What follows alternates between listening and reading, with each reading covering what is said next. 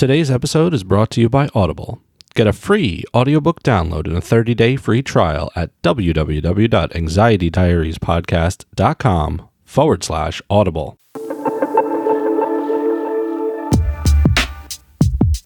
Hello and welcome to Anxiety Diaries, a weekly podcast about mental health, incredible people, and so much more. This is episode 17, and today on the podcast we have Amanda Stern. Her new book is in stores right now. It's called Little Panic. It is absolutely incredible. Amanda was born in New York City and raised in Greenwich Village.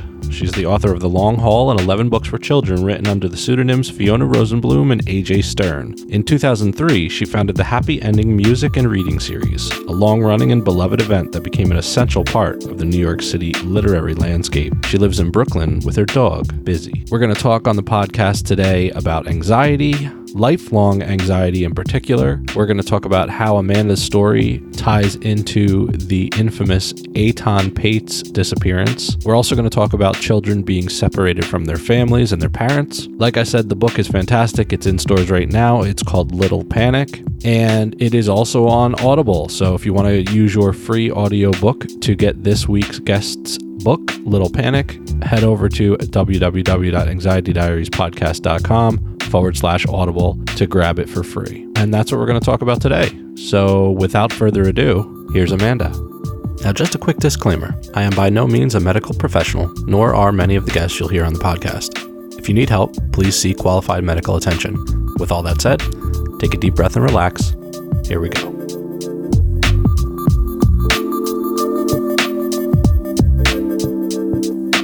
Welcome to the show, Amanda Stern. Thank you for being here. Thanks for having me. I'm really excited to talk to you. Your book is incredible. Little Panic, it just came out this past week. How has it been so far? It has been extraordinary. It's been really overwhelming in the best ways, and it's been really touching.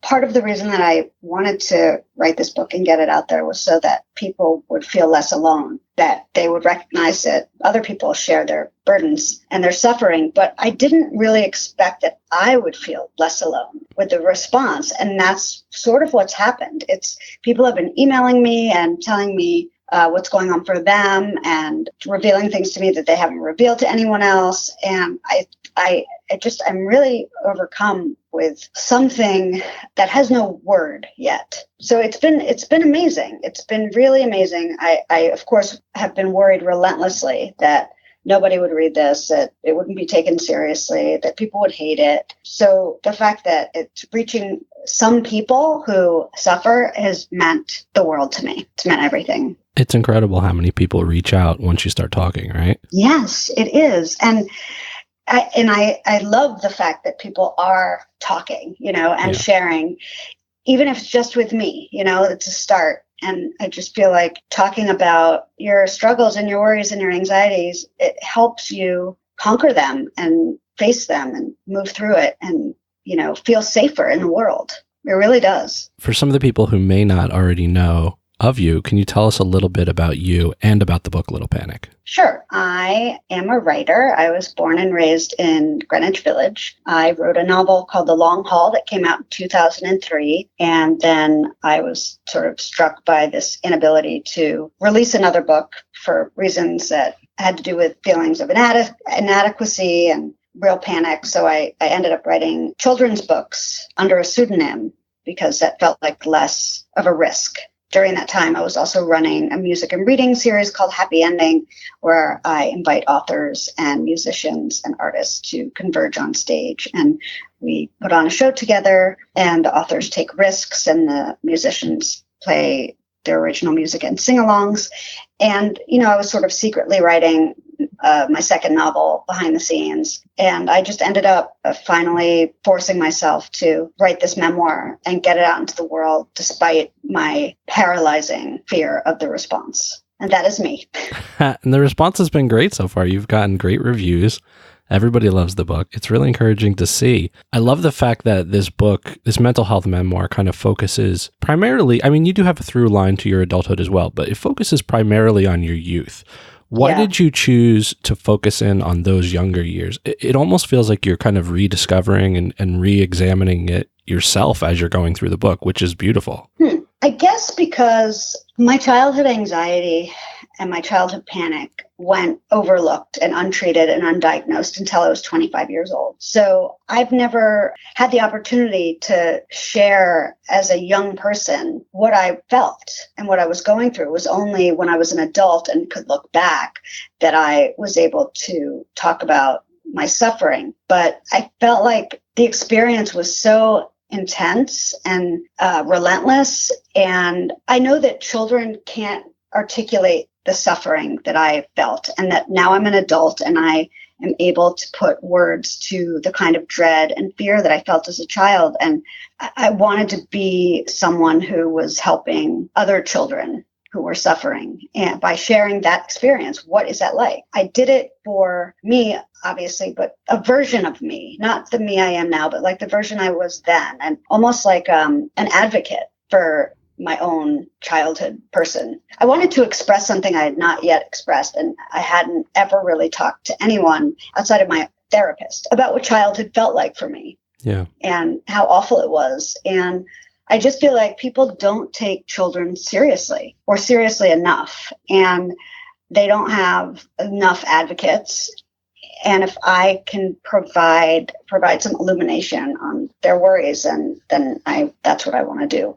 It does, in a way, feel like you're talking to yourself in the book. Like you're almost talking to your younger self. That's interesting. That wasn't my intention, but I guess it's also because as a young person, I never was able to identify the feelings that were taking over my life. So in the book, I tried to express it from that interior world as a child. Yeah. So I probably was talking to myself as a child and just didn't realize that that's what I was doing. Yeah. I mean, that's what I guess, I think what happens also as a writer, you don't really know what you're doing or saying until it's over. Sure. Yeah, it's true. Do you feel like things would have been different if you could have been diagnosed, helped earlier in your life? Yes, 100%. I think that I would have had a totally different life and experience, and I would have carved out a completely different set of circumstances for myself as an adult. I definitely can see the alternate life that I didn't have and what that would look like. I think that in some ways, what I'm trying to do in my life and with my life is intentionally, no matter how late it feels, no matter how old I feel, no matter how old I am, I'm trying to have that life, the one that I was sort of denied and that I denied myself. I'm trying to just go get it, live that experience that I never got. Do you feel like your experience as an anxious child helped you in your work writing children's books? That's a good question. I don't know. Maybe. I think what helped was that because I was such an anxious child, my emotions were all lodged inside my body, and that's where they've remained. So I never lost connection to the emotions of childhood, of being a child. And I think that what helped me with writing children's books was that voice, that like the voice of a child is still in me. It's really active, it never left. And, I think it's because there's something about like the emotional experience of anxiety, like it presents itself in your body. And I think that your body just holds on to that forever, or until you can express it. So I think that it helped me channel the voice. I don't know if the anxiety helped with anything, but maybe possibly, but I don't know. There are two things that I really love about the book that set it apart from a lot of other memoirs. One is that it doesn't feel to me like your traditional memoir. It has this kind of essay collection feel to it with short chapters in between longer ones, things like that. And also the other thing is the way you interweave the story of the disappearance of Etan Patz, who people probably know went missing in Soho in 1979. How did weaving that story into yours come about when you were writing the book?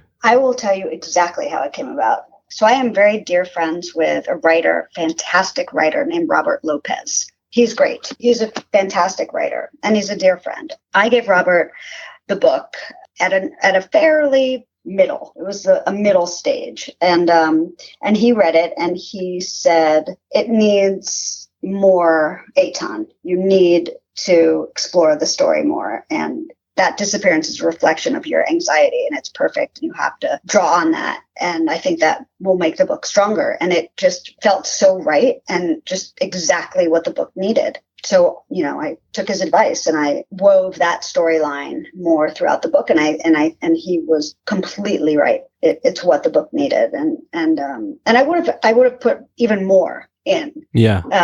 If I could have, but the book is already really long. like I feel guilty about how long it is. It doesn't feel long. Well, that's good. I mean, it does literally feel long when you hold it. When you pick it up. Sure. Yeah. But I'm glad the experience of reading it doesn't feel like that. But that's how it was Robert Lopez. There's a way that it works with the pacing that really just takes it to a different level. Were you completely glued to the TV in the last few years as Pedro Hernandezs confessed and was eventually found guilty and all that? I was more glued to the internet, but yes. And I was subpoenaed for that case. So I was intimately involved in the doings of it. And I was subpoenaed because in 2001, I think, I wrote about, in the Lives column, which no longer exists, in the New York Times, I wrote about the day he went missing and the cops came to our house. And it's, the chapter in the book is basically taken from that article. And I pretended to find him. I'm not going to be able to explain exactly, like legalistically, their argument, but so they read that article and there was something about the way that they were arguing the case for the defense. So the wrong side, they were arguing something about the zone of the police search and how they went outside of the zone because my house was outside of the zone. So somehow my article flagged something for them. That's really interesting. Yeah. And so they subpoenaed me and I met with Pedro Hernandez's lawyer and I said, I cannot do this for you. And he said, well, you've been subpoenaed. You have to. And, I don't know if he said you have to, but he was like, this is what happens when you get a subpoena. And I said, I can't get up on after a lifetime of having this story be a part of my life and the Patz family be a part of my history. I can't get up and be on the wrong side. Right. I can't help you. I can't help, doesn't matter if I believe that he killed Etan or not. Like there was just no way I was going to do it. And then I finally said, I have a panic disorder and you're not going to be able to get anything from me if I'm on the stand. I won't be able to speak. I will be paralyzed. And you're not going to get anything from me. And so they were like, well, let's, if it comes to it, we're going to have to call you. And luckily, they didn't go in that direction. They ended up going in a totally different direction. They didn't call me. But they asked if I wanted to come down and listen, if I wanted to look through the files. And I really thought about it. And I thought, you know what? I don't want to, I can't be dragged through this emotionally again. He's not even in my family, you know, and I feel so connected to this child and his family who I don't even know. And I'm just so over-identified. And I just felt like this is not the best choice for me to be this attuned at this stage in my life. So I did I followed it, absolutely. But I also did try and keep a healthy balance of how much attention I paid. You got to kind of let it go at some point so it doesn't totally consume you, I guess. Yeah. It's difficult. I mean, it's like in my DNA. It's like lodged in there. Yeah. It's a really interesting story. And now we're going to have all these true crime listeners, which is great. Exactly. Yeah. That's amazing.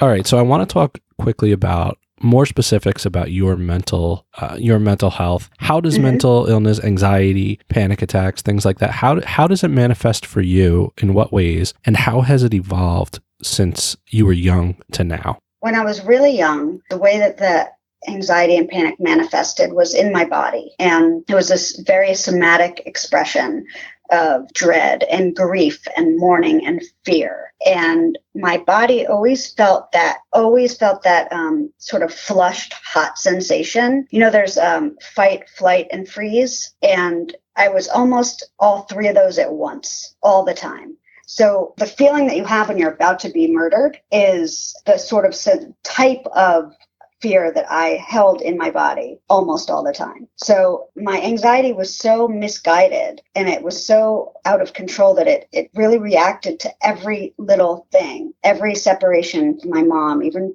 when I was just going to school, as a death threat. Everything was a death threat. I just didn't understand on some existential level that I would ever be returning whenever I left her. It didn't matter how many times I left her. Every time was the first. It was very physiological. And, I had the pins and needles sensation all the time, but I was just very hot. I was like overheated all the time and I constantly floated away, my depersonalization. So I was like constantly, like half of my childhood, I was like on the ceiling watching everything below me. So that's how it manifested as a kid. And then as I got older, it became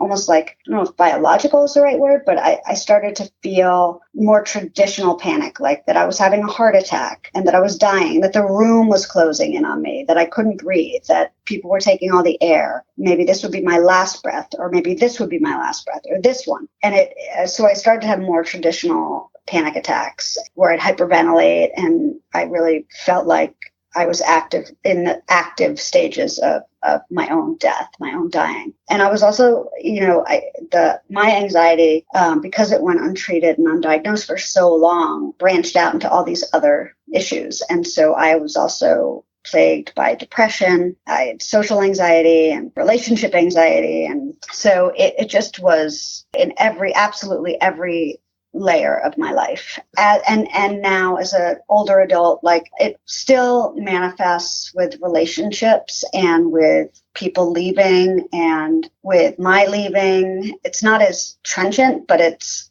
there. And I worry a lot. A friend of mine went away. She went to Washington State or something, and she turned off her phone. And I called her to just check in randomly one day, and she didn't respond, and which was fine. And then a couple of days passed. I called again. She still didn't respond. And then I was like, immediately went to, I did something wrong. She's mad at me. And then it went immediately to something is desperately wrong with her. And I'm afraid she's dead. And I got so overwhelmed by it. I was leaving her these messages, and I was like, I'm going to your house. I am afraid that you are dead. Yeah. And she finally, after 5 days, called me and she was like, oh my God, I am so, so sorry. I should have told you before I left. Like she knows that I have this anxiety. So she felt badly, but I still have moments I can't control it, and I cannot pull myself out of it, and I cannot calm myself down without like a third party to help me. So, it's alive and it's, a deep part of my life. And at this point, it's not that I'm not afraid of it. I am. It scares me. I'm still scared of it, but I'm so familiar with it that you kind of know where it lives now. I know where it lives. And I also feel like I've taken so many risks about admitting it that my comfort level, I have more of a comfort level with reaching out now or with admitting it than I do with the actual anxiety. That makes total sense. And the evolution of your what you describe of your anxiety makes complete sense to me, because as a child, you don't understand the things like heart attacks and things like that. And it totally makes sense for it to evolve into that now because you get it. Yeah. Has having this book out, does it feel like a weight lifted off? I mean, there are moments when I had to put the book down because it hit me so hard. The trip to camp was one, because that's just terrifying. And the other one was a very specific one when your father would kind of mess with you guys going past the cemetery. Yeah. That was heartbreaking for me to read. Has getting those stories off your chest kind of and putting them out into the world in this book, has it kind of like lifted a little bit of a weight? Yes, it has. I recognize it to some extent, but I think that people around me recognize it more than I'm quite able to. A friend of mine she just told me this the other day, that I look like a different person to her, and I seem like a different person to her than just 1 year ago. and that I just seem lighter and I just look different, apparently. Yeah. And I'm not walking around, I guess, like there's I'm in a fetal ball inside me. So I do feel unburdened in a lot of ways.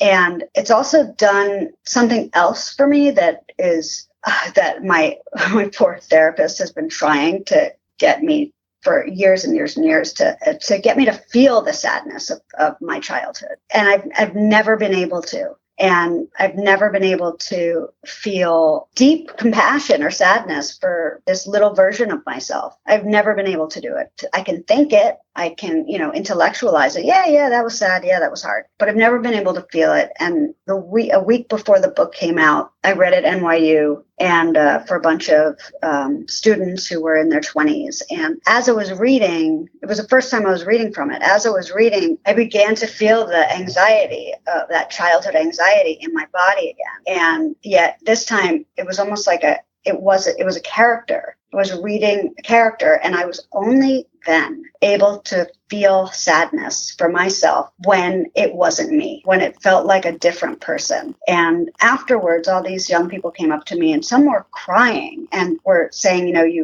you just put all the words to all these things that I felt, and I didn't know how to say any of these things, and you just said them. And something about that, like hearing that and seeing that, reminded me of, no, it didn't remind me, but something about that it hit me. It's powerful. It was powerful, and it struck me in a new way. And then later in the week, it was also, all right, so Kate Spade killed herself that week, and then Anthony Bourdain killed himself, and it was very difficult to, and I don't know if you experienced this, but yeah, it was a hard week. It's like when people kill themselves from the illness that you have, right? It's really, really hard. And so that was difficult, but something broke, and I just sobbed for like a half a day. And what I was feeling was grief for my childhood. I felt the sadness. I finally felt it, and I wept, like a full body sorrow. And I knew what was happening, and I was like, it felt terrible, and yet I was so grateful for it. And so that's been part of the unburdening, it's just like, it's actually physically moving through my body. Yeah. And I'm like getting it out in ways that I didn't anticipate, and I didn't really think about in advance. It reminds me, I have this one quote written down. Mm-hmm. It says, "From now on, I will be like Etan, trapped somewhere in the city, a place known only to him, but unknown to everyone else and unable to be discovered. I am below the world in the secret place broken kids are dropped. The people standing above don't know how to save me." What you just described sounds to me almost like you saved yourself now. Huh. Like you're the person standing up there, and you just reached down and saved this little girl that was trapped inside you for all these years. Wow. That is, wow. I can't even speak. That's wild, right? That's wild. Maybe you're right. I don't know. I don't know yet, but I definitely feel like I've been able to create a character version of me that I can respond to. Yeah. In a way that I can't respond to the actual child that I was. So, yeah. And that way, maybe, that was the way I had to save myself. But that's a really interesting viewpoint. I want to talk quickly about happy ending, because although I never made it to happy ending, I was kind of around that scene at the time. I was friendly with Marty Beckerman and Jackie Corley, and that was how I was introduced. Were you friends with Ned Vizzini? Yeah. Yeah. I mean, I wasn't friends with him like I'd go and hang out with him, but I knew him very well, and we emailed back and forth, and I interviewed him once. And thinking about all that as I'm preparing to talk to you, we're talking about mental illness now. And I think back to the day that I found out about Ned. And for people that don't know, Ned unfortunately killed himself several years ago. And I remember messaging Marty Beckerman and saying, "Did you hear about this?" Because Marty was closer with him than I was. He knew him very well. Yeah. But they all kind of ran in the same group. And it was just like, we were just so shocked. Yeah. And I'm thinking about what happy ending meant to so many people. You knowing Ned back then, what was it like when you found out what happened to him? I'm still not over it. The way I found out about it was unpleasant. I went online on Facebook, and someone on their status update wrote something like, "Oh no, Ned, not you too," or something, or like R.I.P. Ned, or some sort of like a Facebook status. And like we were not yet doing that so much online. We were not memorializing. People are like sending our condolence messages via text at that point, right. And which I still think is appalling. But so I was like, what is this person talking about? Then I went to his Facebook page, and I saw, I think it was his Facebook page or it was somewhere else, but I started to see all these messages. I was shocked. I was numb. I was sad. I felt like I had lost a little brother. Ned meant a lot to me. We weren't like super close in the sense that we had dinners or, hung out together. We saw each other socially and a lot at Happy Ending. And he confided in me a lot. And I tried to be there for him as best I could. And so I guess a part of me felt like I failed him. I think that that's natural, that you sort of feel like you could have been the person who saved them, and you can't, but you're never going to be able to save someone in that way. But I still felt a sense of guilt and responsibility. And then I was just clobbered by absolute sadness and grief. And it was awful. It was awful. You think that, people are having so much success. He was writing in Hollywood, and you just never know, man. You just never know. You don't, and it's funny, I got in sort of an argument with someone right at that time. A friend of mine wrote to me and said something like, I don't get it. Like he was married, he had a kid, he was successful, he had all these things. But the way that the note was phrased, basically the subtext was, Ned had all these things I want. Right. And how could he be unhappy if he had the things that I want and don't have? And I wrote back and I said, just because you want these things and Ned had them,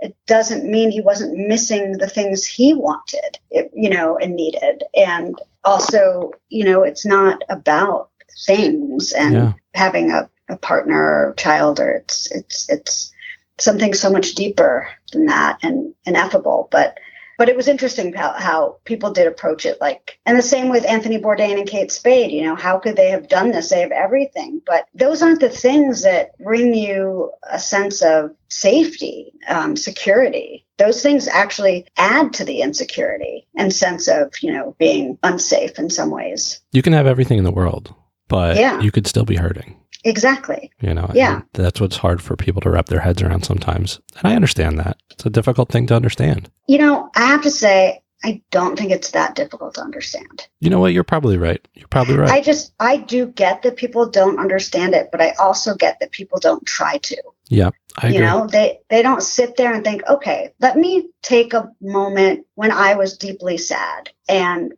call that up in my body, how that felt. And then while I'm feeling that sadness, I'm going to imagine that I'm in my house in the country with a swimming pool and people who work for me. And, oh, yeah, I guess I still do feel that sadness of, people just don't put themselves in the position of the people they're saying they don't understand. Empathy does seem to be at an all-time low right now. Yes, empathy and compassion and self-awareness. Yeah. There's just a lack of self-reflection, and I don't understand.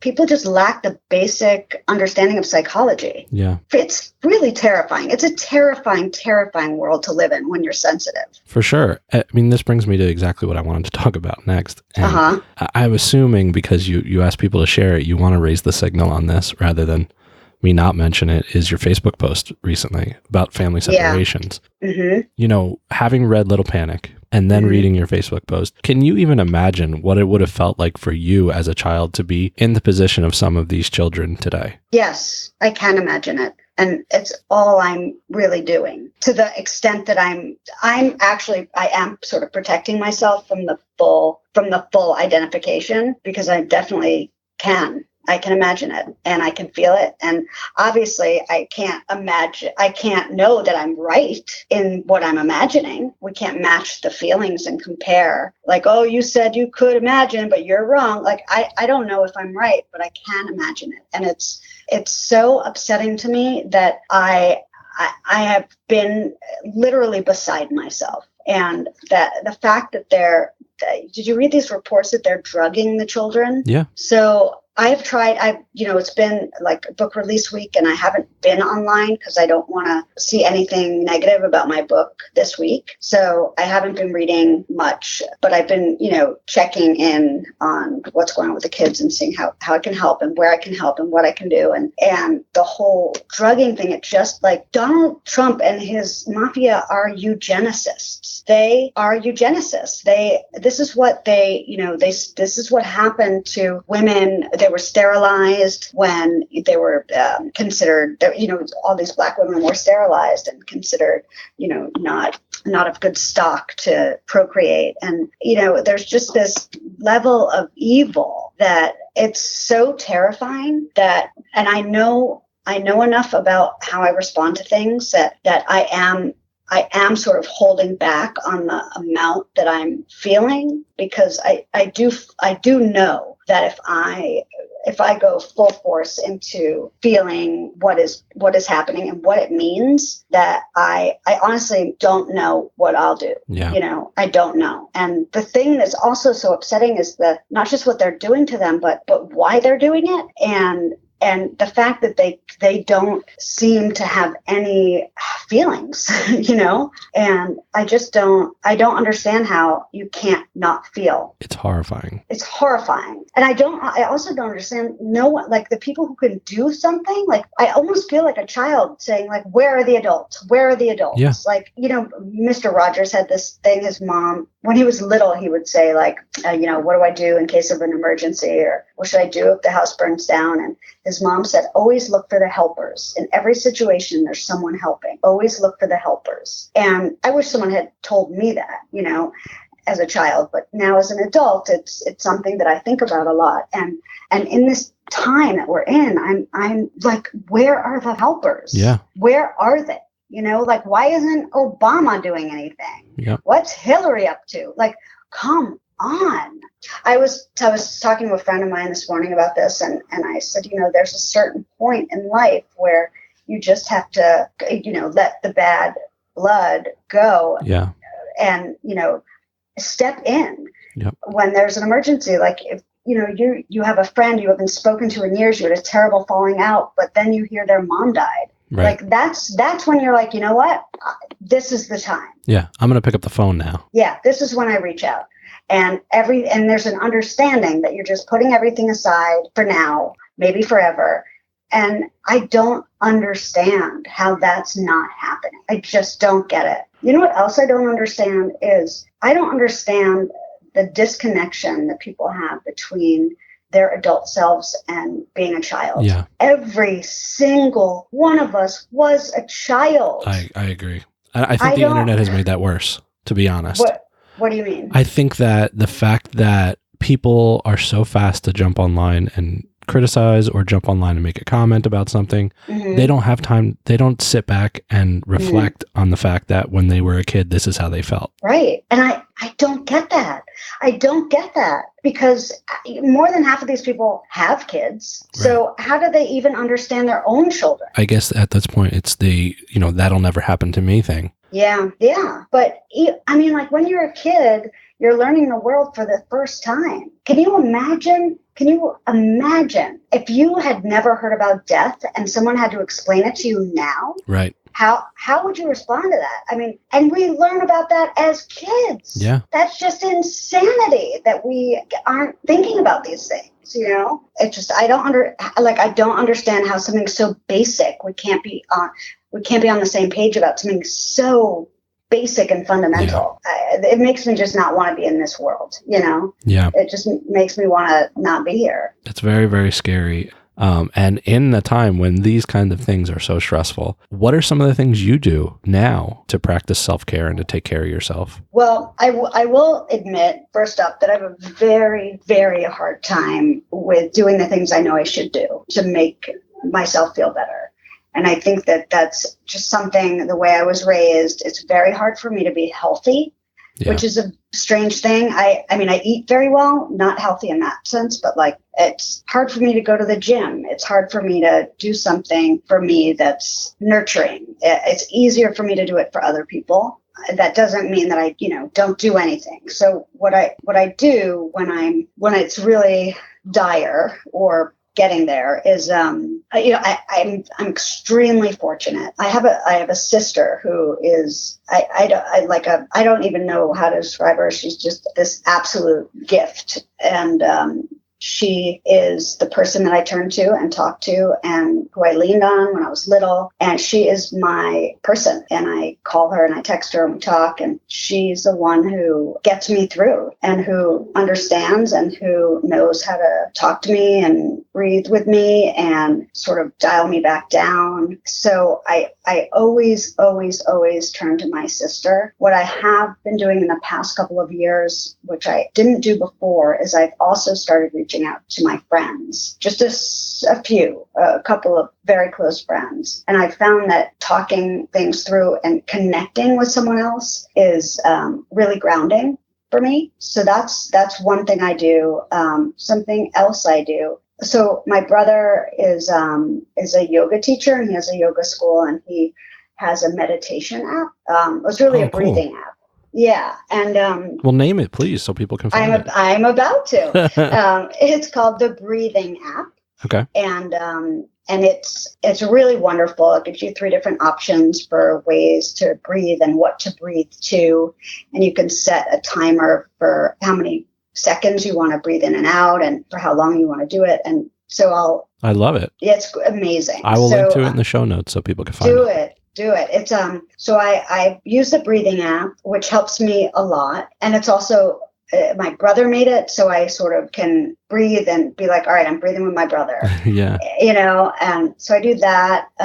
There's a book that I recommend to pretty much every person who's ever been born who has anxiety. And it's called The Worry Cure by Robert Leahy. It is so soothing. It's amazing. And I have resources on my anxiety resources on my website. And I list this in my brother's app. I also list a meditation, which I'll name, but the Robert Leahy book is extraordinary because what it does is it basically explains what worry is and all the different kinds of worry there are and what it is that we're actually doing. And, that worry actually isn't feeling, it's thinking, that it's a strategy and a preparation to prepare for the worst, but it doesn't ever work. And it talks you through how to face your fears and your worry. It's incredible. I'll open that and I'll read some of that, and that really calms me down. And then the other thing I do, this is also on my website, there's a Jack Kornfield meditation. It's about 12 minutes long, and it's so helpful. I don't always sit and listen to it and do what I'm supposed to. I'll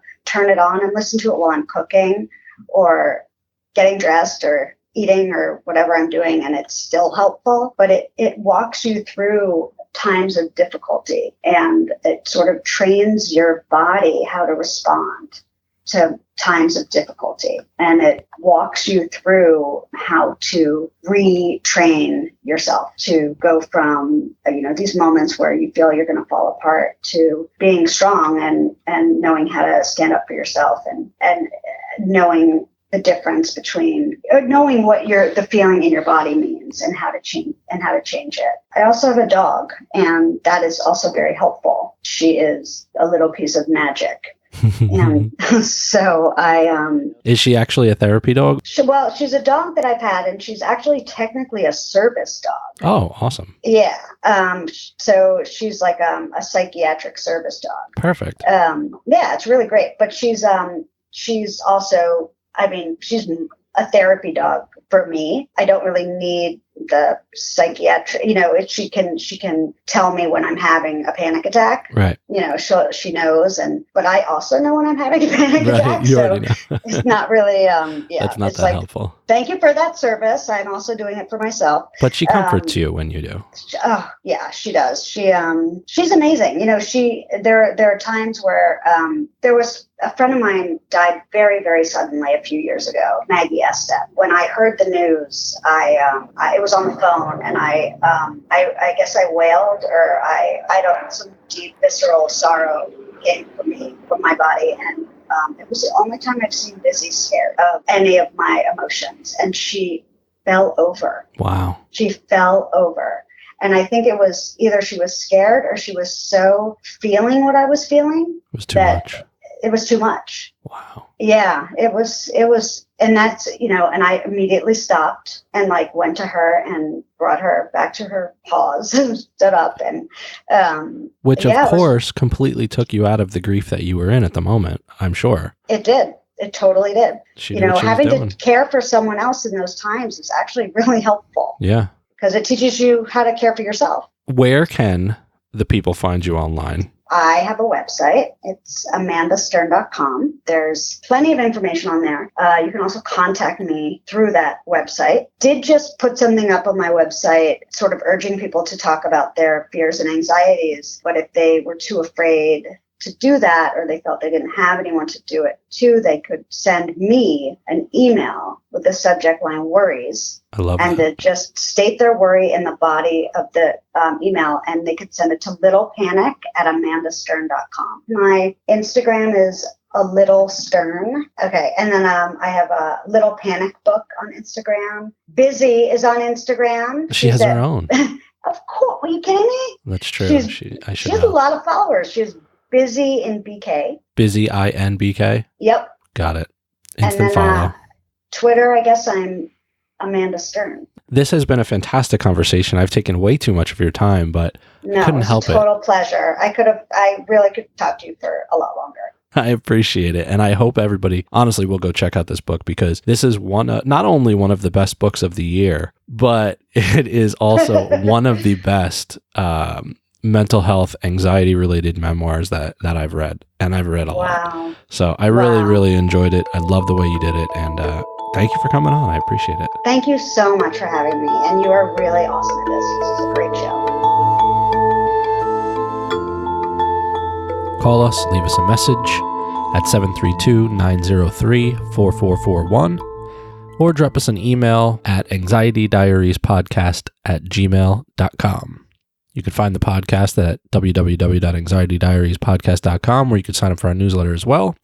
And you can find us on Instagram and Facebook at Anxiety Diaries Podcast. We're also on Twitter at Anxiety Diary Pod. Thanks again for listening. Be well, and we'll see you next week.